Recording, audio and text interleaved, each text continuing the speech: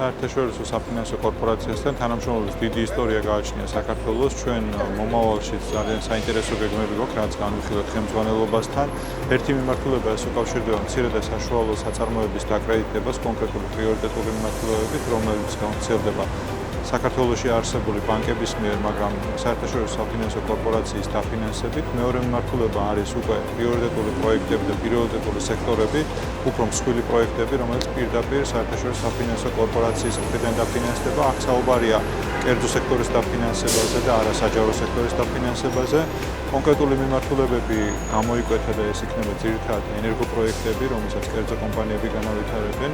ეს იქნება ასევე განახლებული ენერგეტიკული პროექტების მიმართულებით.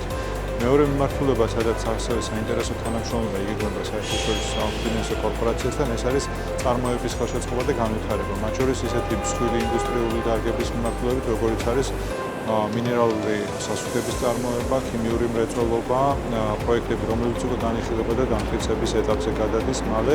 ქიმიურ მრეწველობასა და ენერგეტიკასთან ერთად ძალიან აქტუალური იქნება ისეთი პროექტების განხორციელება, რომელიც საქართველოს როგორც ციფრული ხაბის როლს გასდის. აქ საუბარია ახალ სატელეკომუნიკაციო ინფრასტრუქტურის დაფინანსებას და აქაც ჩვენ ვხედავთ ძალიან დიდ პოტენციალს კერძო ინვესტიციების და კერძო ინვესტიციების ხარდამჭერი იქნება აქაც საერთაშორისო საფინანსო კორპორაცია.